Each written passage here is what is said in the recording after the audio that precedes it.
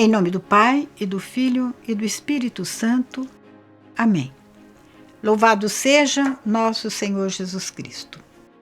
Que a paz e a alegria do Senhor estejam tomando posse do nosso coração. E com esta paz e essa alegria, frutos do Espírito Santo, iniciamos hoje nosso 18º vídeo sobre a consagração ao Espírito Santo. Alguns vídeos, poucos, em que eu comentarei, parte por parte, esta oração fundamental na nossa comunidade. Hoje é apenas a introdução. Então, a partir de agora, os nossos encontros de partilha e da assistência do nosso vídeo serão precedidos, esses encontros, com a oração de consagração ao Espírito Santo. Qual é o sentido de nos consagrarmos ao Espírito Santo? Partindo do nosso batismo, fomos batizados em nome do Pai e do Filho e do Espírito Santo. Fomos mergulhados na Santíssima Trindade. Fomos mergulhados no Espírito Santo. Qual é o sentido prático que tem para nós o Espírito Santo? Que ação poderosa é essa de que necessitamos na nossa vida? Em primeiro lugar, nós precisamos do Espírito Santo até para rezar. Há um ponto do nosso catecismo que vai falar exatamente sobre isso. É o ponto 2736. A Igreja faz uma pergunta para nós. Será que nós estamos convencidos de que não sabemos o que pedir para rezar como devemos? Será que pedimos a Deus os bens convenientes, isto é, os bens que convêm verdadeiramente às minhas necessidades, as necessidades daqueles por quem eu também rezo? Será que nós temos, então, consciência, estamos convencidos de que não sabemos pedir a graça que realmente nós precisamos? O nosso Pai, diz a Igreja, sabe muito bem do que precisamos antes que lhe o peçamos. Mas espera o nosso pedido. Algumas pessoas, para justificar a sua oração, que dispensa pedir a Deus alguma graça, algumas pessoas se valem deste versículo que Jesus falou no Sermão da Montanha. O Pai sabe aquilo de que precisamos, antes mesmo que nós lhe o peçamos. Então, para que eu vou pedir? Mas a Igreja diz: mas Deus espera o nosso pedido, porque a dignidade dos seus filhos está na sua liberdade. Nós podemos pedir ou podemos nos dispensar de pedir, mas quando eu livremente opto por apresentar a Deus as minhas necessidades, mesmo sabendo que Deus já sabe tudo, eu estou exercitando a minha filiação divina. O Pai sabe aquilo de que eu preciso, mas sabe também que eu preciso, no ato de pedir, exercer a filiação divina. Devemos, pois, orar com o seu espírito de liberdade, para podermos conhecer de verdade qual é o seu desejo.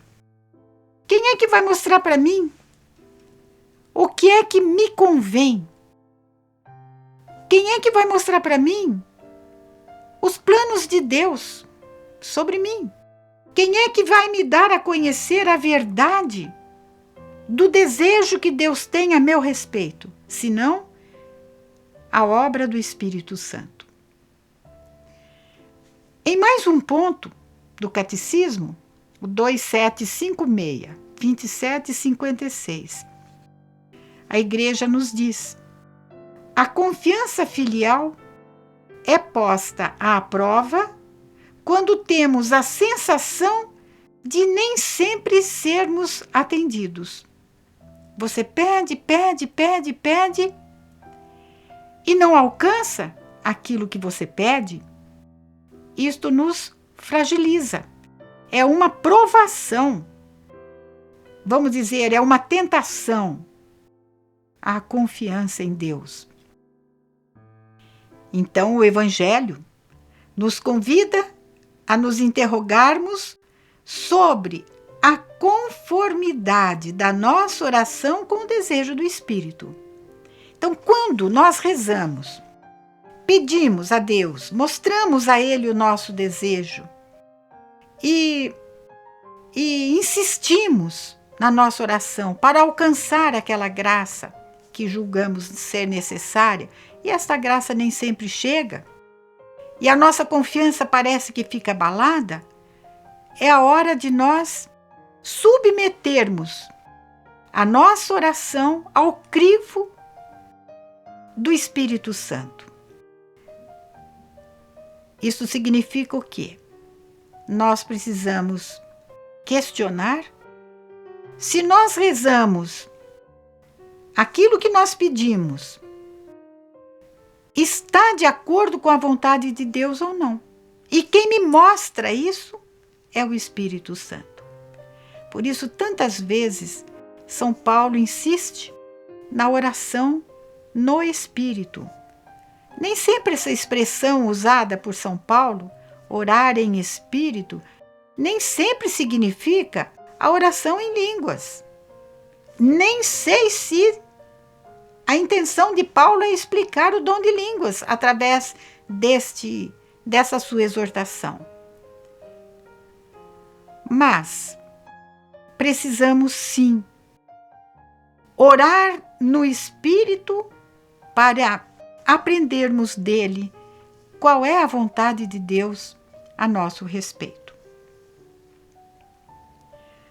Precisamos do Espírito Santo não só para rezar, mas precisamos do Espírito Santo para nos desempenharmos bem na missão que o Senhor confiou à nossa comunidade, e eu, como membro da comunidade, preciso me sentir corresponsável com essa missão, mas uma missão que também é pessoal. Antes de eu ser membro da comunidade ou da fraternidade Nova Aliança, eu sou membro da igreja, né? E eu participo da missão da igreja. Portanto, eu preciso conhecer qual é o papel do Espírito Santo na missão da igreja. E por isso nós vamos nos valer, então, de alguns pontos. Vamos falar sobre o mandato missionário. Por que é que nós precisamos do Espírito Santo para cumprirmos a missão que Deus nos deu? Em primeiro lugar, porque Jesus quer assim. Existe um mandato missionário para cada batizado. Existe um mandato missionário para cada batizado que abraçou o patrimônio espiritual da nossa comunidade católica Nova Aliança.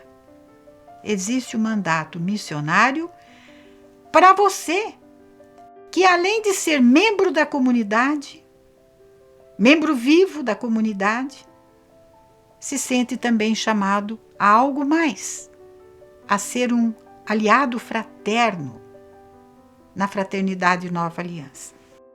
Qual é esse mandato que recebemos de Jesus? Todos nós nos lembramos do finalzinho do Evangelho de Mateus, quando Jesus diz: toda autoridade me foi dada no céu e na terra. E depois, e ensinai a todas as nações, batizai-a em nome do Pai, e do Filho e do Espírito Santo. Ensinai-as a observar tudo quanto vos prescrevi.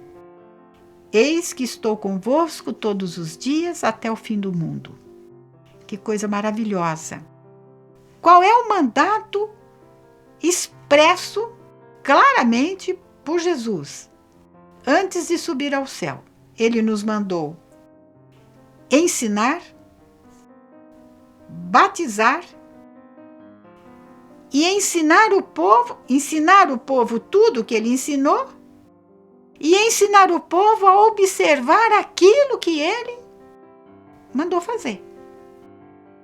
Sem o Espírito Santo, é impossível vivermos este mandato, expressão última de Jesus, enquanto na terra. Portanto, demos graças ao nosso Deus, que faz ecoar no nosso coração esta sede de apostolado, esta sede e convicção de que somos missionários, somos enviados, como Jesus enviou seus apóstolos, enviou a sua igreja, agora a igreja nos envia pelo Espírito Santo. Mas essa missão tem uma origem e tem um porquê. Tem um porquê e um para quê. Qual é a origem do mandato missionário? É o amor de Deus. O mandato missionário nasce da paixão que Deus tem pela sua criatura humana, nós, os humanos. É o amor eterno da Santíssima Trindade. Esta fonte, de onde brota o amor eterno da Santíssima Trindade, nesta fonte é que tem origem o mandato missionário, o fato de sermos missionários. Mas, e o fim último desta missão, qual é? A origem já sabemos, é o amor que Deus tem por sua criatura, é o amor que deseja se revelar, mostrando abrindo o seu coração, os seus desígnios de salvação ao mundo inteiro, com a finalidade última, que consiste em fazer todos os homens participantes na comunhão que existe entre o Pai e o Filho no Espírito Santo e no amor. Qual é a finalidade? Do porquê abraçarmos uma comunidade missionária, que é a nossa. É levar, conduzir, favorecer a todas as pessoas que nos procuram, ou aquelas a quem devemos procurar, anunciar a elas o quanto são amadas por Deus. O quanto Deus, Pai e Filho, desejam fazer com elas uma comunhão plena no Espírito Santo. Origem e finalidade da missão. Isso está no Catecismo, no ponto 850. Mais um passinho à frente para percebermos a urgência que temos de nos deixar mover pelo Espírito Santo. É o porquê da missão, os motivos da missão.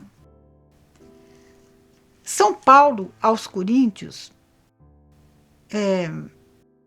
faz uma declaração maravilhosa quando ele diz: o amor de Cristo nos constrange.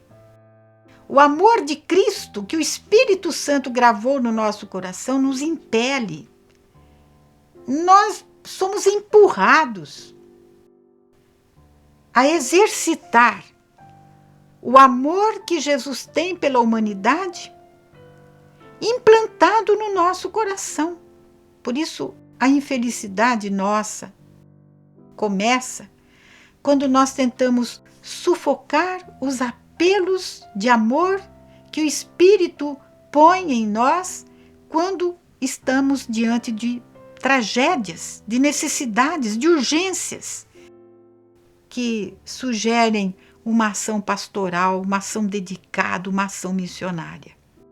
Não podemos sufocar os impulsos do Espírito Santo, porque sufocando os impulsos do Espírito Santo, toda esta carga de dons espirituais que trazemos dentro de nós começam, ao invés de produzir frutos positivos, começam a dar frutos negativos. Por quê? Porque nós não estamos nos gastando movidos por este ímpeto do Espírito Santo. São Paulo a Timóteo, na sua primeira carta, capítulo 2, versículo 4, diz assim, para ele, Timóteo, e o Timóteo de hoje que sou eu, que é você, cada um de nós. Acima de tudo, recomendo que se façam preces, orações, súplicas, ações de graças por todos os homens, pelos reis e por todos os que estão constituídos em autoridade, para que possamos viver uma vida calma e tranquila, com toda a piedade e honestidade. Então, rezar por todos os que são constituídos em autoridade, para que o povo, governado por essas pessoas, possam experimentar uma vida calma, tranquila, com toda a piedade e honestidade. Se não é este o panorama que nós apreciamos no Brasil, vamos dizer só da nossa realidade, para não dizer o grave problema dos imigrantes, dos refugiados de guerra lá na Europa, tantos que estão perambulando, um êxodo fenomenal que nós estamos assistindo pela televisão. Sinal de que talvez nós cristãos não estejamos atentos a esta palavra de São Paulo a Timóteo. Ao invés de criticar tanto, rezar mais pelas autoridades constituídas dentro e fora da igreja. Mas o apóstolo continua dizendo assim, que isto, rezar, é bom e agradável diante de Deus, nosso Salvador, o qual deseja que todos os homens se salvem e cheguem ao conhecimento da verdade. Portanto, está aqui um segundo motivo pelo qual nós precisamos nos entregar ao Espírito Santo, para que nós, diante das urgências apostólicas, de apostolado que aparecem para nós estejamos sempre prontos a nos abrir, a dizer sim, eis-me aqui, Senhor. Por quê? Porque Deus, nosso Salvador, deseja que todos os homens se salvem e cheguem ao conhecimento da verdade. Jesus, quando passou por este mundo, ele cumpriu total e plenamente a sua missão, a ponto de dar sua vida. Amou e amou até o fim, até a última gota do seu sangue. Ele nos deixou esse exemplo de como temos que exercitar a nossa missão, o nosso apostolado, dando até a última gota do nosso sangue. Por quê? Porque é vontade do nosso Deus que toda a humanidade se salve e chegue ao conhecimento da verdade. Deus está falando, Deus quer que todos sejamos muito felizes. E quer que eu seja instrumento dessa felicidade para o outro. Uma um bonito ensinamento da igreja, comentando este ponto de São Paulo, diz assim: Deus quer a salvação de todos, mediante o conhecimento da verdade. A salvação está na verdade, não é na mentira, e nem nas meias verdades também. Por isso, negar-nos a ensinar a verdade sobre Deus e a sua igreja é pecado gravíssimo para nós, membros de uma comunidade chamada a esta missão. A nossa comunidade chamada a completar na nossa carne o que falta: a paixão de Cristo, falta a missão de Cristo, falta o ensinamento de Cristo. Não faltou nada disso, mas falta o que eu preciso completar, o que você precisa completar. A salvação está na verdade. Daqui uma exigência para cada um de nós: conhecermos cada vez mais as verdades contidas na Sagrada Escritura e explicadas pelo magistério da Igreja. Os que obedecem à moção do Espírito da verdade já estão no caminho da salvação. Sentir sede, gosto pela verdade de Deus nos coloca no caminho da salvação. O que eu preciso passar para aqueles que se aproximam de mim? Eu preciso passar esta alegria, esta coisa secreta que eu nem sei definir como que é, esse prazer interior que nós sentimos quando descobrimos, tiramos do nosso baú das coisas velhas, coisas sempre novas. Mas a igreja, continua o catecismo, a qual a mesma verdade foi confiada, deve ir ao encontro dos que a procuram para levar essa verdade. Quando fala igreja, está falando de você, está falando de mim. Então vamos colocar em primeira pessoa. Mas eu, a quem esta verdade de Deus foi confiada, a mim, devo ir ao encontro dos que procuram essa verdade. Devo ir ao encontro daqueles que procuram, mesmo que não saibam o que é que estão procurando. Mas o grau de infelicidade de uma pessoa pode ser um sinal para nós de quanto ela precisa conhecer aquilo que lhe traz felicidade. A experiência de Jesus Cristo, do seu Evangelho. É por acreditar no desígnio universal da salvação que a igreja deve ser missionária. É porque existe, da parte de Deus, um desígnio, um plano, um projeto, uma vontade positiva de salvar toda a humanidade. A igreja não pode ser divorciada desse Deus de quem ela é esposa.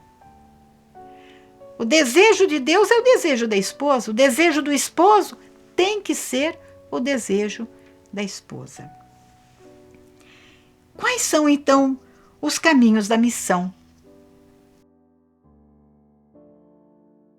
O protagonista, isto é, o ator principal de toda a missão eclesial, o agente principal de toda a missão eclesial é o Espírito Santo.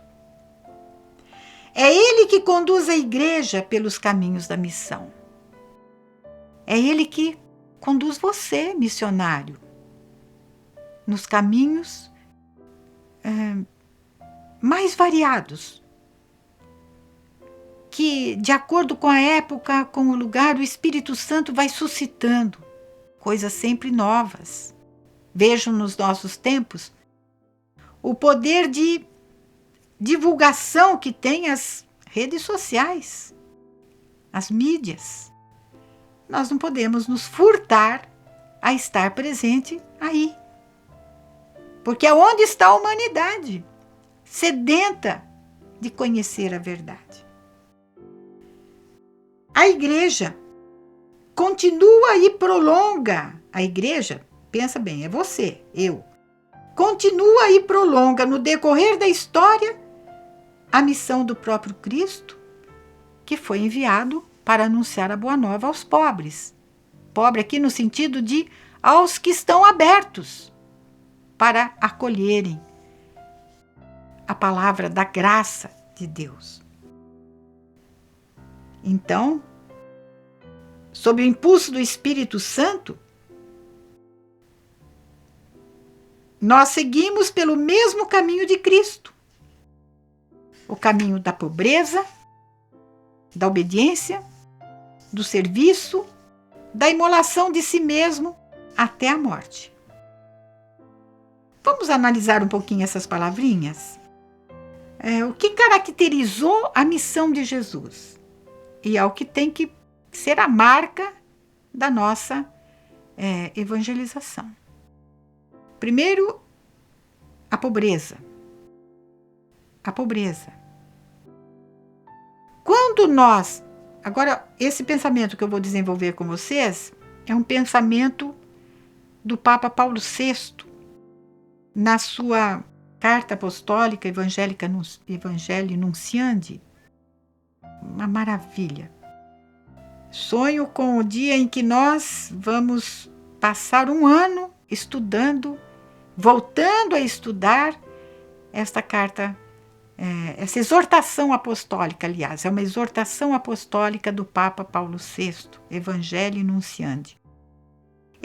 O Papa diz que nós não podemos renunciar à evangelização, renunciar à missão de evangelizar, porque não podemos contar com meios poderosos, econômicos, com a mídia sofisticada, que nós não temos recurso.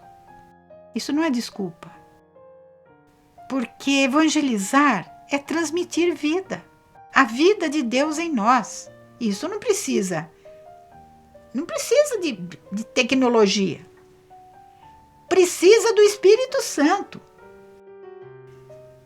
Jesus anunciou na pobreza dos recursos. Os apóstolos anunciaram na pobreza dos recursos. A nossa comunidade vive uma vida de aperto. Sim, é pobre. Nós temos uma casa para manter. O que é necessário para acolher as pessoas? É preciso ter um lugar. E é preciso sair desse lugar também. Mas para manter esse lugar e sair desse lugar para fora, para levar o evangelho, a gente fala, nada se faz sem dinheiro. Mas aquele dinheiro que não vem de uma loteria esportiva, né? Não vem de altos investimentos, não vem de doações fabulosas. Não. Vem do sacrifício daquela pobre viúva que colocou lá na caixa do templo das ofertas aquela única moedinha que ela tinha. É disso que a comunidade precisa, da pobreza de todos. A nossa comunidade precisa da pobreza de todos. Hoje eu vinha conversando com a Margarete, que partilhava comigo a angústia do coração dela, vendo aqueles refugiados em massa, perambulando pelas estradas, pelos trilhos, pelas praias, coisa horrorosa. Estamos vendo o mesmo êxodo que aconteceu há milhares de anos atrás. E os países se fechando. Por medo? Sim. Por prudência? Sim. Não tiro a razão, não. Mas como seria diferente se cada família cristã abrisse a sua casa para receber 1, 2, 3 pessoas, conforme a sua capacidade, a sua possibilidade. E a tristeza que vem no nosso coração. Porque vivemos no mundo, respiramos no mundo. Pobre, sim, mas da verdadeira pobreza, da verdadeira miséria que é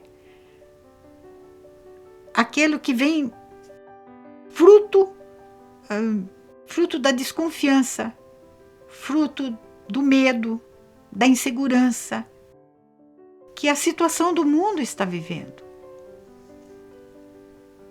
Existe esta pobreza quase que insuperável, mas que nós precisamos pensar um pouco como cristãos. Eu não posso abrir a minha casa, mas o que é que eu posso fazer? Adotar essa atitude como missão, a pobreza.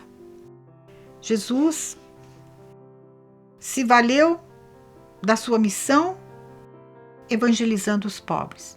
E eu estava fugindo do meu pensamento, eu pensava enquanto a Margarete comentava angustiada essa sua reflexão, e eu pensava assim, os pobres são aqueles que mais vão abrir sua casa.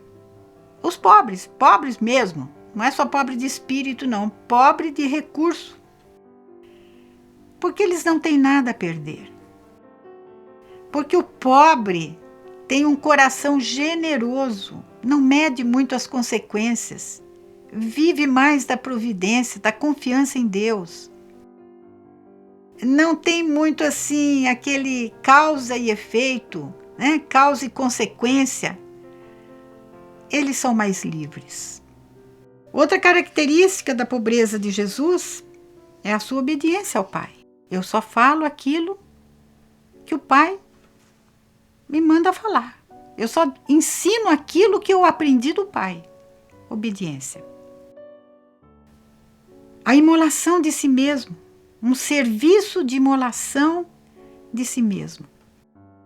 Não adianta, a gente quer ser missionário, quer sair, quer pregar, quer servir, quer estar inserido numa diaconia. Mas a nossa vida é tão perturbada, é tão conturbada, tão exigente, que a imolação de hoje não será a imolação do sangue da nossa veia, provavelmente não, mas será a imolação de coisas muito fundamentais para a nossa vida.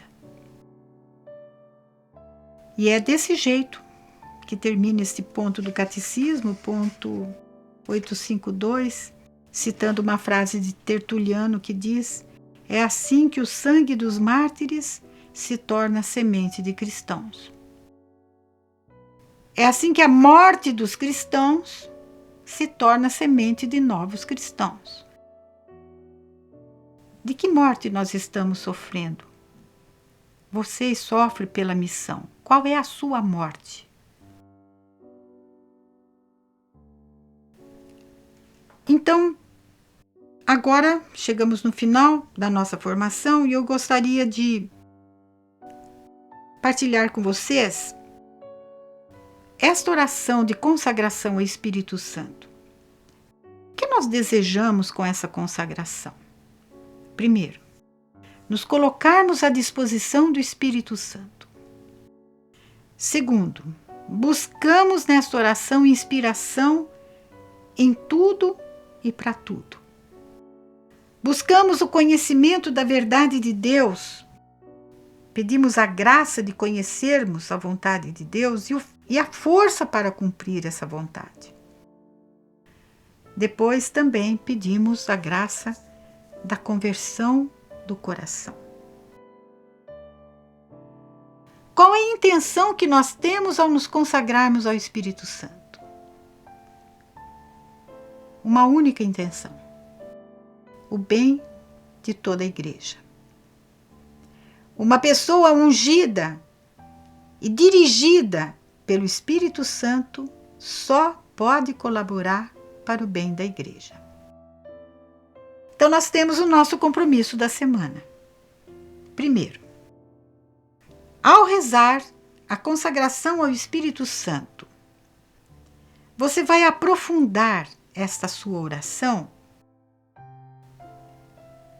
vai conversar com o Espírito Santo na parte em que, nesta oração, você foi tocada de modo especial por Ele. E isto em cada dia da semana. Estou rezando a minha consagração e, de repente, aquela frase que eu disse para Deus me tocou. É sinal que ali Deus quer me falar mais profundamente. Converse com o Espírito Santo sobre esse chamamento que Ele lhe fez. E, em segundo lugar, anote os acontecimentos que você perceber ao longo da semana que estejam ligados a esta oração de consagração. Que Deus nos abençoe, que Deus mostre para nós o caminho que temos que seguir. Amém.